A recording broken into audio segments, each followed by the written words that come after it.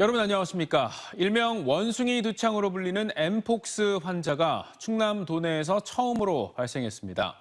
천안에 살고 있는 첫 감염 환자는 최근 3주간 해외 여행력이 없어서 국내 감염으로 추정됩니다. 엠폭스의 국내 지역사회 감염이 본격 시작된 가운데 방역당국은 발진이나 발열 등 의심 증상이 있을 경우 적극적인 신고를 당부했습니다. 조혜원 기자의 보도입니다.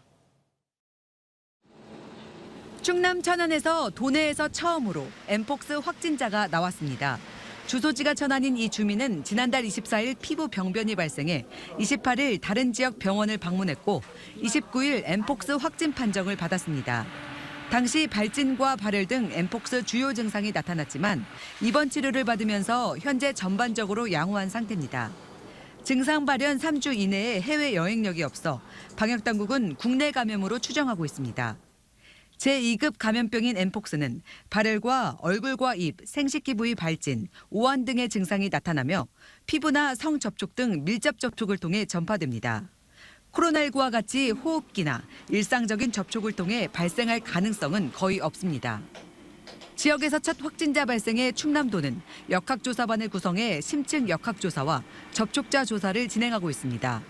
또 아산 충무병원과 천안 당국대병원에 5개 전담병상과 12명분의 치료제를 확보해 지역사회 확산에 대비하고 나섰습니다. 엠폭스는 환자 대부분이 2에서 4주 이내에 자연적으로 회복되는 데다 우리 도에서는 진단 치료 등 엠폭스 대응 체계를 빈틈없이 갖추고 있어 충분히 관리가 가능한 상황이므로 지나친 불안감을 가지실 필요가 없습니다. 지난해 6월 국내에서 처음 확진자가 발생했으며 현재까지 누적 확진자는 전국 47명으로 지역사회 확산이 본격화되고 있습니다. 방역당국은 의심 증상이 있을 경우 질병관리청 콜센터나 관할 보건소로 신고해주길 당부했습니다. TJB 조혜원입니다. 배승아 양이 안타까운 스쿨존 교통사고로 세상을 떠난 뒤 아이들의 교통안전에 대한 경각심이 높아졌습니다. 하지만 취재진이 사고 3주가 지난 뒤 학교 주변을 둘러봤더니 언제든 사고 위험이 도사리고 있는 사각지대가 여전히 많았습니다. 과연 언제쯤이면 아이들이 맘 편히 안전하게 걸어 다닐 수 있을까요? 조영준 기자가 취재했습니다. 대전 동구의 한 왕복 2차선 도로.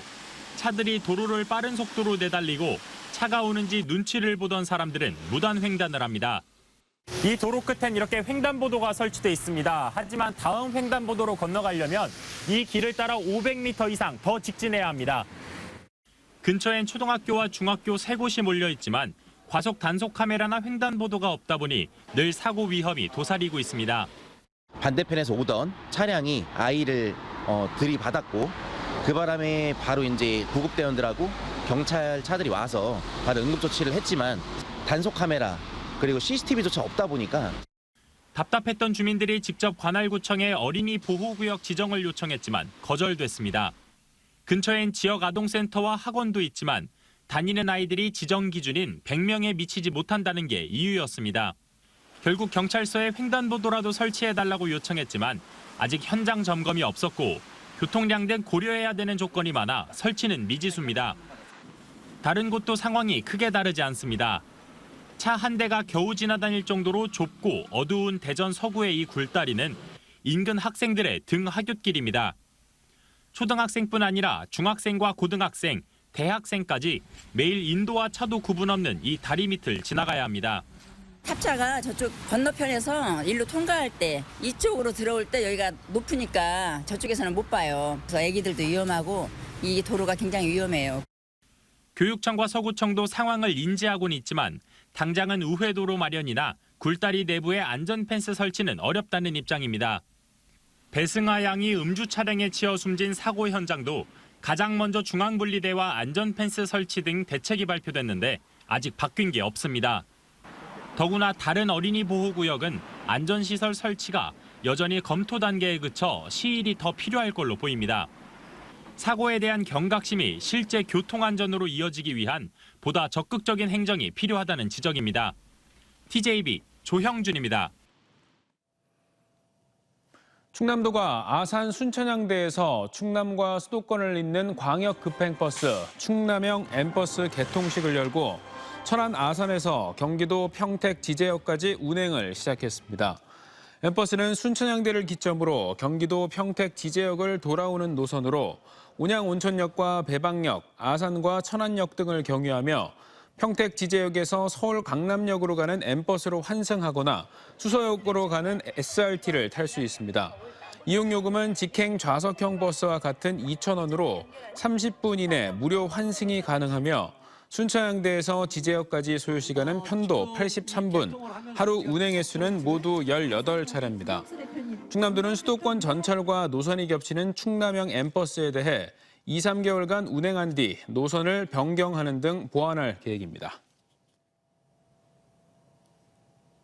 공사 지연으로 개원이 계속 미뤄진 대전 충남권 공공어린이 재활병원. 이번엔 병원 내부에 설치된 기념시설물이 논란이 되고 있습니다. 대전시가 기공식 참석자 응원 메시지가 담긴 기념물에서 전임 시장과 민주당 국회의원 등의 이름을 빼달라고 요구한 사실이 뒤늦게 알려진 건데요. 장애아동 가족들은 재활병원과 정치색이 무슨 상관이 있냐며 이해하기 어렵다는 반응입니다. 노동현 기자의 보도입니다. 다음 달 문을 열 예정인 대전 충남권 공공어린이 재활병원. 1층에 2020년 기공식 당시 각계 각층에서 보낸 응원 메시지들을 기념 타일로 만든 기념물이 설치됐습니다. 그런데 대전시가 허태정 전 대전시장과 박범계 의원, 박능우 전 보건복지부 장관 등의 이름이 적힌 타일을 붙이지 못하도록 한 사실이 뒤늦게 알려졌습니다. 병원 건립 역사의 한 부분으로 법안까지 내고 재정 지원을 해준 분들의 메시지를 넣고 싶었던 장애아동 가족들은 안타까운 마음이 큽니다. 어린이 재활병원 건립을 위해서 좀 노력을 하시고 또 관심을 가졌던 부분들이 그런 마음들을 그냥 모은 건데 여기에 무슨 정치적 의도가 담겨 있는 건가? 좀 의문이 좀 들었습니다. 대전시는 시민들의 메시지만 넣는 게 병원 건립 목적에 맞다고 판단했다는 입장입니다. 평생 계속 영원히 운영이 돼야 될 텐데 거기에 시민들에 대한 의견을 담은 것만을 담는 게 가장 병원의 설립 취지도 맞다.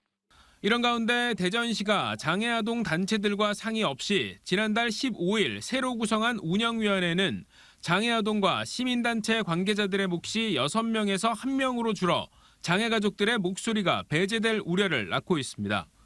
기존에 있었던 장애 당사자 가족들을 대폭 축소하는 과정에서 병원의 어떤 당사자의 의견을 반영하기 위한 실질적 통으로 구성하려는 의지가 있었던 건가?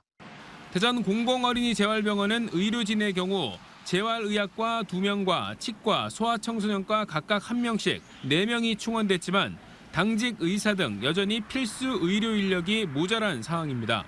이에 따라 개원을 하더라도 입원 병동 등 정상 운영까지는 갈 길이 멀어 장애아동 가족들의 아쉬움이 더 커지고 있습니다. TJB 노동현입니다. 노동절을 맞아 민주노총 대전본부와 세종 충남본부가 대전과 홍성에서 각각 집회를 열고 정부의 노동정책을 규탄했습니다.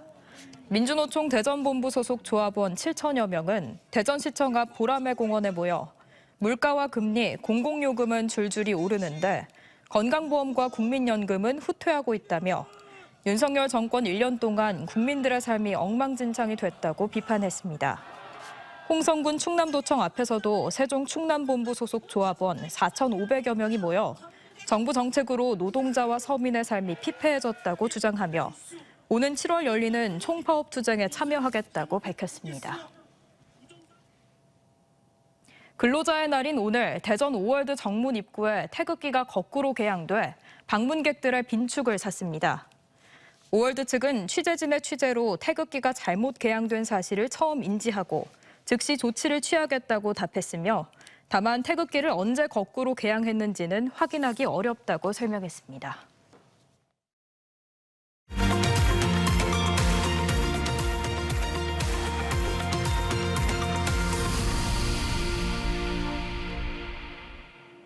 해양산업의 미래를 알아보는 기획보도. 오늘은 청정에너지의 핵심인 해상풍력을 취재했습니다. 해상풍력을 최초로 도입한 영국은 2030년 총 전력의 3분의 1을 목표로 할 만큼 세계 최강국인데요. 석탄 화력이 밀집한 충남 서해에서 영국을 벤치마킹해 해상풍력 도입을 서두르고 있습니다. 강진원 기자가 전해드립니다.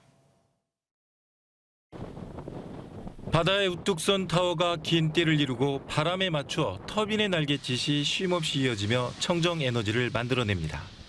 북해 연안의 런던 어레이 풍력단지로 10년 전 영국 최대 규모로 지어져 50만 가구에 전력을 공급하고 있습니다. We have 175 wind turbines of 3.6 megawatts. Been operating for over 10 years, and our maximum capacity is 630 megawatts export to the grid.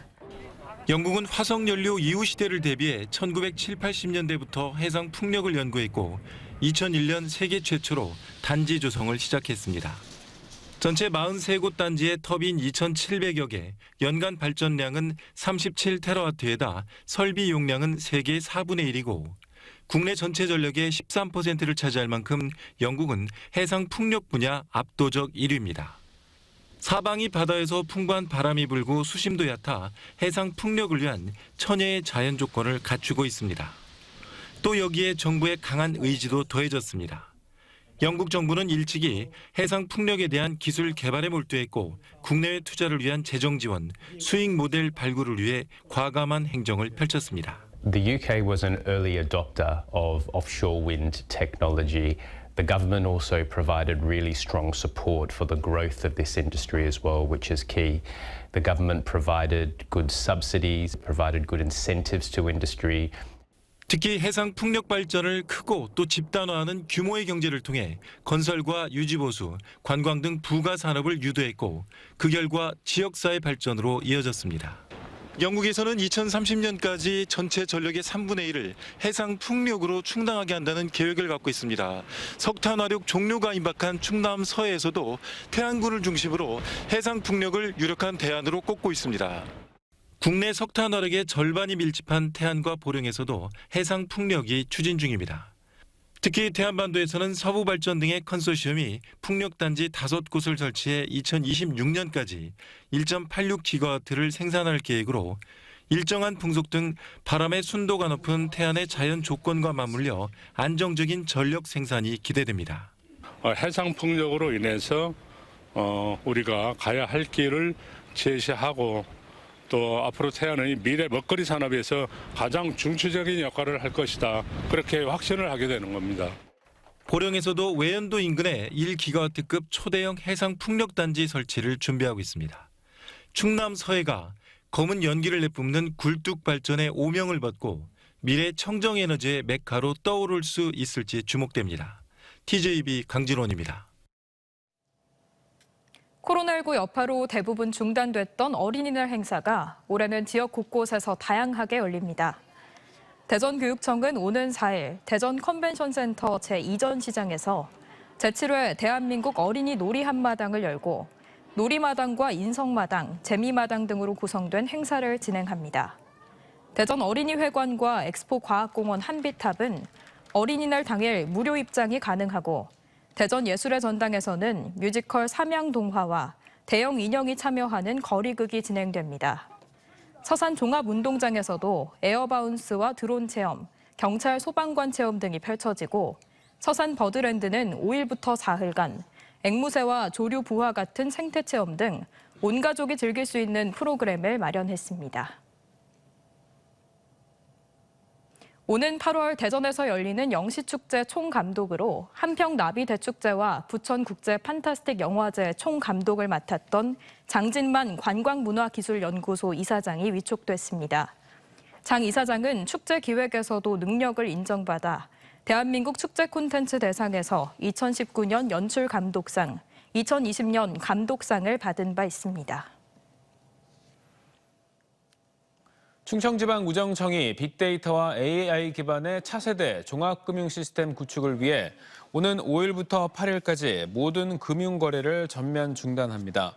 이에 따라 모든 우체국 예금과 보험, 금융거래뿐 아니라 인터넷과 스마트폰 뱅킹 등 전자금융거래와 자동화기기 입출금, 체크카드 사용과 다른 금융기관에서 우체국 계좌를 이용한 거래까지 제한됩니다. 이번에 구축되는 금융 시스템은 클라우드 기반의 신규 인프라 구축이 핵심으로 1년 내내 24시간 금융 서비스가 가능해지고 모바일 예약 시스템과 고객 맞춤형 금융 서비스도 제공됩니다. 대전시는 최근 피해가 급증하고 있는 깡통 전세와 전세 사기 예방을 위해 5월 한 달간 불법 중개 행위를 집중 점검합니다. 시는 매매가 대비 전세값 비율이 높은 신축 빌라 밀집 지역을 중심으로 중개 대상물 허위, 과장 광고와 무자격 중개 행위 등을 점검하고 전세 사기 의심 사례에 대해서 고발 조치를 취할 방침입니다. 또 자치구와 공인중개사협회와 함께 전세 사기 근절 대책 회의를 열고 공인중개사를 대상으로 한 전세 사기 피해 예방 교육도 자치구별로 진행할 예정입니다.